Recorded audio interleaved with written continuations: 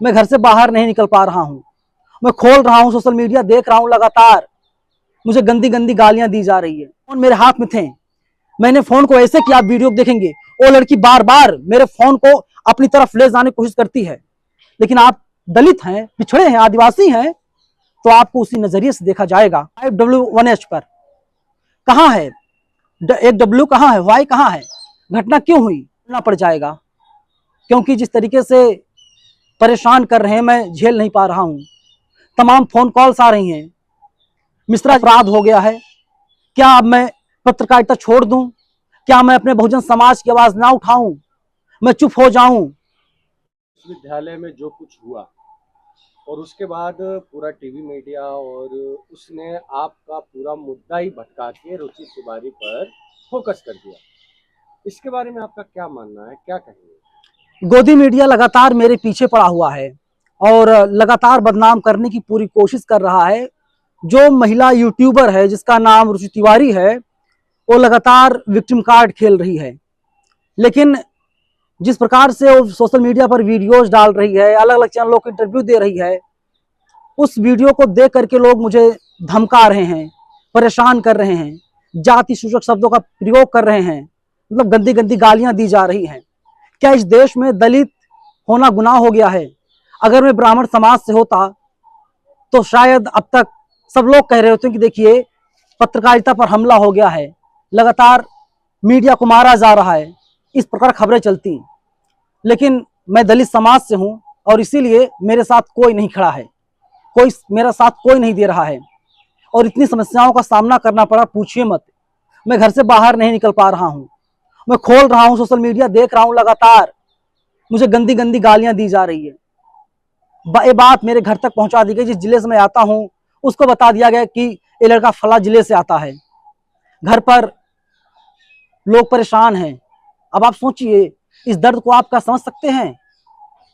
बहुत मतलब असहनीय दर्द है, लेकिन साथ कोई नहीं दे रहा है। और रुचि तिवारी जो है बार बार देश की जनता को गुमराह कर रही है। टीवी मीडिया लगातार उसे जगह दे रही है कि देखिए ये जो है रुचि तिवारी पूरी तरीके से इनोसेंट है, जबकि हमने कई वीडियोस दिखाया, जो हमारे पास 2-3 वीडियोस थे, हमने उसमें साफ तौर पर बताया कि हमको जो है एक तरीके से फर्जी आरोप लगाया जा रहा है।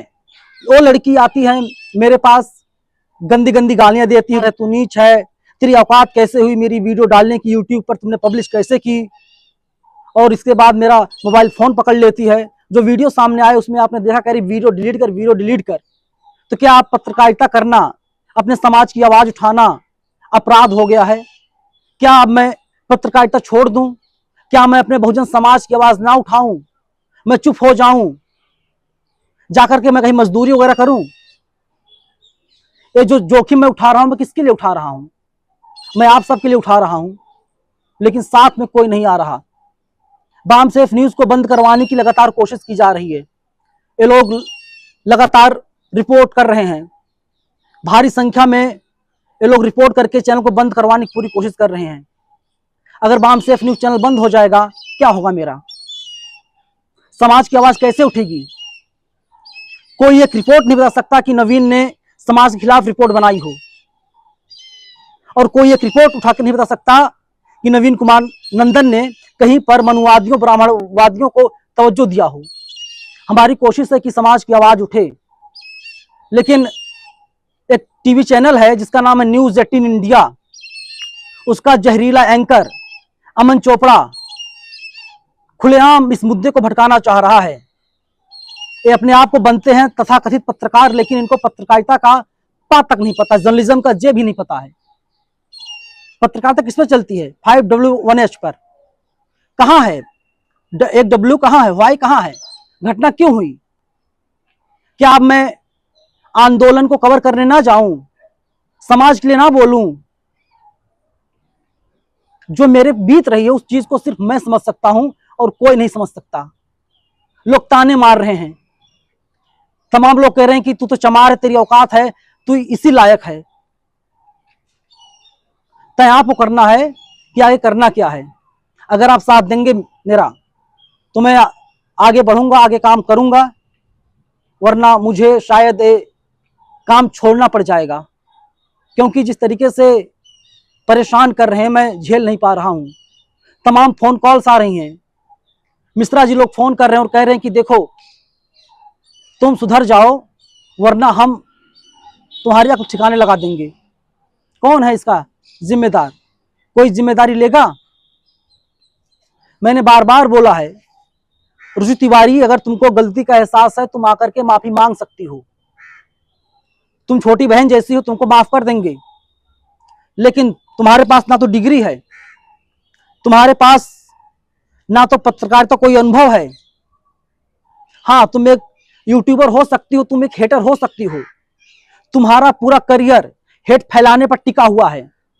तुम समाज में दंगा करवाना चाहती हो।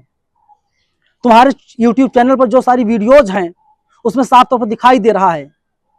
एक क्या लॉजिक है कि 5000 साल से पानी नहीं मिला तो मर क्यों नहीं गए?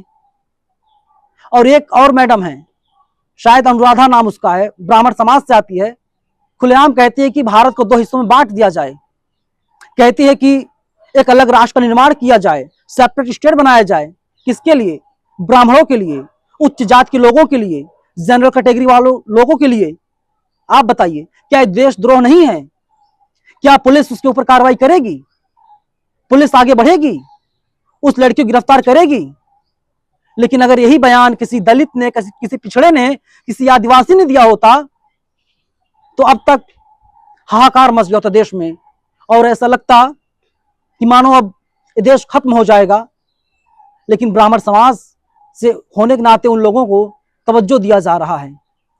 विक्टिम मैं हूं, परेशान मुझे किया गया। मैं आपको बताता हूं, देखिए यही दोनों फोन मेरे हाथ में थे।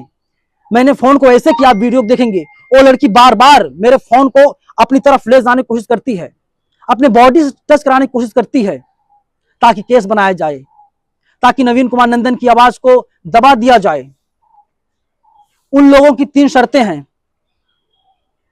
या तो कंप्रोमाइज हो जाओ, या तुम जो है पैसे ले लो, चुप हो जाओ, या चैनल डिलीट कर दो। अगर तीनों तुम नहीं करते तो तुम्हें जेल में डाल देंगे, तुम्हारी हत्या कर देंगे। 3-4 लोग आए थे, पूरा गुट बना करके वे लोग आए थे कि अगर नवीन उनकी गाड़ी में नहीं बैठेगा, या उनकी जो वीडियो है आंदोलन वीडियो जिसमें वो अफवाह फैला रही थी, भद्दी भद्दी बातें कर रही थी, अगर उस वीडियो को डिलीट नहीं करेगा तो नवीन को मार दिया जाएगा, हत्या कर दी जाएगी, लिंचिंग कर दी जाएगी। ये खुलेआम देश में हो रहा है। और किस प्रकार से बदनाम करने की पूरी कोशिश ये लोग। वो लड़की क्या बोल रही है कि दिल्ली में एक तरीके से मणिपुर पार्ट 2 होने जा रहा है। कह रही कि मेरे कान में कहा गया कि तेरा रेप किया जाएगा और तुझे नंगा करके तेरा परेड करवाया जाएगा। मणिपुर में भी तो ही हुआ था, लेकिन सब लोग खामोश हैं, कोई कुछ नहीं बोलेगा। और जो मेरे बीत रही है मैं जानता हूं, और लगता है मुझे, हाँ, मुझे सब कुछ झेलना पड़ेगा। मैं फिर से आप लोगों से पूछ रहा हूं, आप बताइए मेरा गुनाह क्या है? अगर आप लोग मेरे गुनाह को साबित कर देते हैं, बता देते हैं नवीन कुमार नंदन तुम्हारा गुनाह ये है, तो मुझे लटका दो फांसी पर यार, सूली पर चढ़ा दो। और अगर गुनाह साबित नहीं कर पाते, और कर भी नहीं पाओगे क्योंकि मैं सच्चा हूं, मैंने उस दिन बोला अलग अलग मीडिया चैनलों को, बताओ यार मेरा गुनाह क्या है? अगर आवाज उठाना गुनाह है, बहुजन समाज की बात करना गुनाह है, यूजीसी सब की बात करना गुनाह है, तो मुझे दे दो फांसी यार। क्योंकि गुनाह मैं एक बार नहीं 1 लाख बार करूंगा, और पूरी मजबूती से करूंगा। तुम चाहे जेल में डाल लो, या तुम कुछ भी कर लो मेरे साथ। मैंने देखा कि किस प्रकार से तमाम लोग जो अब गाली बक रहे हैं, और जब कोई क्वेश्चन कर रहा है तो उनके पास कोई जवाब नहीं होता। वे लोग अपने बात को सही साबित नहीं कर पा रहे हैं। हमारे पास एक वीडियो और है, वो वीडियो भी बहुत जल्दी सामने आएगा, और ज्यादा दूध का दूध पानी का पानी होगा। अगर सोचिए वीडियो ना होता तो अब तक मुझे गद्दार, मुझे छेड़छाड़ का आरोपी, और ना जाने कैसे कैसे गंभीर आरोप लगाए गए होते, और अब तक मैं जेल के अंदर होता, और देश का दंगाई मीडिया अब तक साबित कर चुका होता कि नवीन कुमार नंदन रुचि तिवारी को छेड़ रहा था। अब तक ये लोग साबित कर चुके हुए होते हैं। इनके पास कोई तथ्य नहीं है।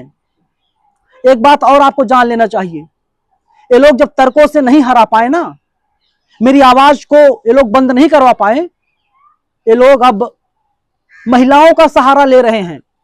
आप सोचिए कितनी घटिया हरकत है, कितनी तुच्ची हरकत ये लोग कर रहे हैं। यहां तक गिर गए हैं लोग। खैर, लड़ाई लंबी है, लड़ी जाएगी। अगर आप लोग साथ देंगे तो ठीक है, वरना जितना दम, जितनी ताकत मेरे अंदर है, पूरी ताकत से मैं लड़ूंगा। अपने हिस्से की लड़ाई मैं लड़ रहा हूं, और मैं आप लोगों से भी कहूंगा, आप लोग भी अपने हिस्से की लड़ाई लड़िए, क्योंकि मैं मानता हूं कि हम बाबा की संतानें हैं, और हमारी पूरी कोशिश रहेगी बाबा साहब का जो मिशन है, जो सपना है, उस सपने को हम लोग हर हाल में पूरा करके रहेंगे। और ब्राह्मणवाद की आज नहीं तो कल हार होगी। हमें ब्राह्मणों से दिक्कत नहीं, हमें ब्राह्मणवाद से दिक्कत है। मैं आपसे पूछ रहा हूं, बताइए मुझे जरा, बाबा साहब अम्बेडकर से ज्यादा बुद्धिमान, उनसे ज्यादा डिग्री किसी के पास थी? लेकिन बाबा साहब ने हिंदू धर्म क्यों छोड़ा? क्यों बौद्ध धर्म का रास्ता अपनाया उन्होंने? क्योंकि उन्हें इंसान नहीं समझा जा रहा था। मतलब आप इस धर्म में कितने भी महान हो जाइए, लेकिन आप दलित हैं, पिछड़े हैं, आदिवासी हैं, तो आपको उसी नजरिए से देखा जाएगा। हम सिर्फ इतना कह रहे हैं कि इंसान को इंसान समझा जाए, और कुछ नहीं। वे लोग लगातार लड़ाई लड़ रहे हैं कि वे लोग हमारा शोषण कर सकें, और हम लोग लड़ाई लड़ रहे हैं कि हम लोगों को इंसान समझा जाए, हमको बराबरी का दर्जा दिया जाए। आजादी के कई साल हो गए। 1947 में हमारा देश आजाद हुआ। 1950 में भारत में संविधान लागू हुआ। लेकिन जिस प्रकार से मेरे समाज के लोगों के ऊपर अत्याचार होता है, ऐसा लगता है इस देश में संविधान भी लागू ठीक से नहीं है। कहां कार्रवाई होती है, कितनी गिरफ्तारी होती है? अगर डेटा निकालेंगे, दूध का दूध, पानी का पानी हो जाएगा।